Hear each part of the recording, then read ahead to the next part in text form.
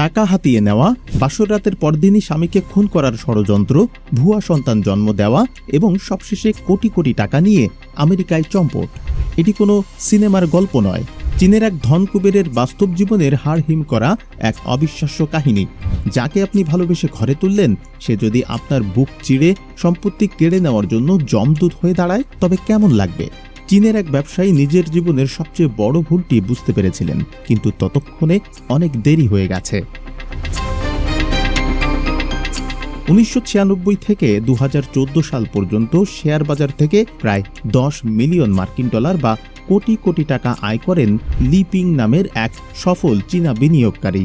2014 সালে এক ব্যবসায়িক ফোরামে তার পরিচয় হয় ঝাং সুদান নামের এক সাধারণ ব্যাংক কর্মকর্তার সাথে।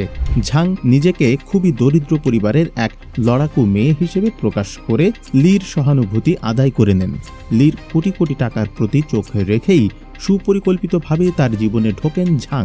লি তাকে শেনঝেনে একটি বিলাসবহুল অ্যাপার্টমেন্ট উপহার দেন এবং 2015 সালে তারা গাঁটছড়া বাঁধেন। বিয়ের ঠিক পরের দিনই ঘটে প্রথম মারাত্মক ঘটনা। লি যখন সড়ক পথে বাড়ি ফিরছিলেন, তখন হঠাৎ করে তার গাড়ির ব্রেক বিকল হয়ে যায়। এক ভয়াবহ সড়ক দুর্ঘটনায় অল্পের জন্য প্রাণে বেঁচে যান লি। এরপর ব্যাংকের পারফরমেন্স ভালো দেখানোর নামে স্বামীর কাছ থেকে আরও 27 লাখ ইউয়ান হাতিয়ে নেন ঝাং। এর পরপরই লির কেনা বিলাসবহুল 4টি ফ্ল্যাটের দলিল এবং সব নথিপত্র নিয়ে ঝাং উধাও হয়ে যান। পুলিশ তদন্তে জানতে পারে বাসর রাতের পরের দিন লির গাড়ি ব্রেক ফেল করানোর পেছনে ঝাংয়ের নিজেরই হাত ছিল।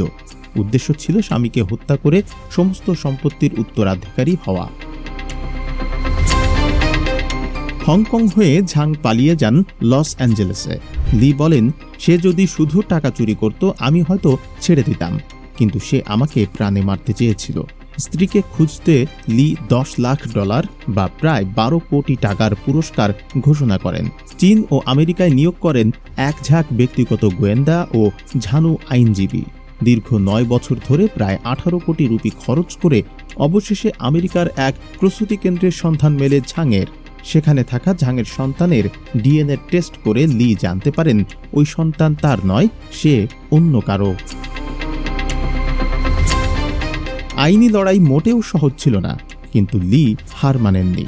2020 সালে আদালত তাদের বিয়ে বাতিল করে সমস্ত সম্পত্তি লিকে ফিরিয়ে দেয়। আর অবশেষে 2024 সালে আমেরিকার ক্যালিফোর্নিয়ার এক আদালত ঝাং সুদানকে জালিয়াতি, ভিসা জালিয়াতি, শিশু অপহরণ এবং মানব পাচার সহ 23টি ভয়াবহ অপরাধে দোষী সাব্যস্ত করে 65 বছরের কারাদণ্ড দেয়।